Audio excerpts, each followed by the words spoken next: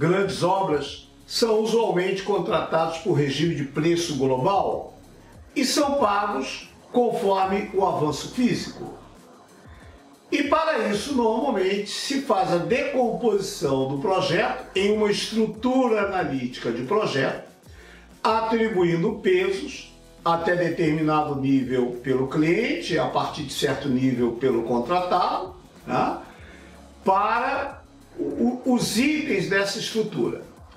E a partir da distribuição desses itens ao longo do tempo, da realização do projeto, tem-se a curva de avanço físico, tá? De avanço financeiro, que permite ao cliente monitorar como está a obra, adiantada, atrasada, como já vimos em outros vídeos aqui. E essa curva de avanço financeiro também representa para o prestador de serviço o fluxo de caixa. Por isso é muito importante termos cuidado na atribuição dos pesos desta curva de avanço financeiro. Por quê? Podemos ter as seguintes situações aí. Nessa curva vermelha do fluxo de caixa do prestador de serviço, vem que ele, boa parte, está negativo. Ou seja, ele está financiando a obra. Há muitos riscos. Ainda que no final ele possa ter o valor presente líquido, o VPL, tá? Positivo, ele possa ter lucro dessa obra, tá? O fato é que ele passou muito tempo no negativo e poucas empresas têm fôlego financeiro para isso. E além disso é um risco e muitas empresas não estão propensas a aceitar esse risco.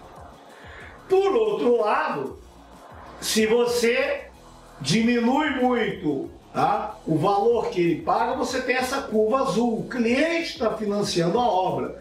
Não há risco para o executante, mas obviamente haverá um risco para o contratante, para o cliente. O ideal é que estivéssemos na faixa intermediária, tá, uma curva aproximadamente como essa curva verde.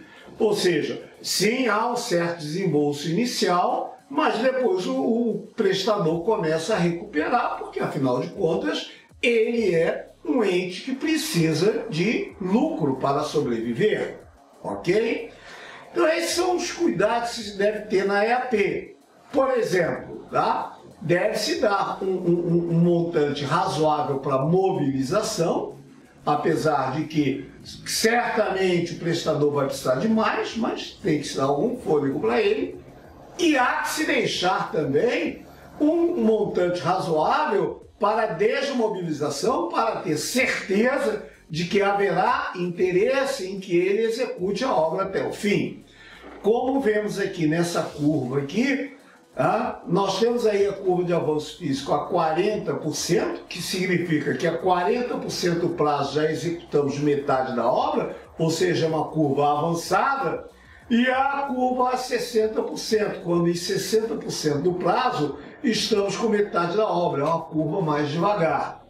O ideal seria que a nossa curva de avanço se situe entre esses dois limites aí vistos. Por quê? Ter uma curva de avanço mais à esquerda vai aumentar o nosso desembolso, vai distanciar o avanço físico do avanço financeiro. Enquanto que jogar essa curva mais para a direita vai aumentar o risco de prazo para o empreendimento e o risco de inexecuibilidade, porque o caixa que está sendo gerado para o executante vai ser inferior aos custos por ele incorridos. Então, há que se buscar, ao criar a EAP, ao atribuir os pesos da EAP e alocá-los ao longo do tempo, buscar uma curva que esteja aproximadamente nessa região verde para permitir um ganha-ganha.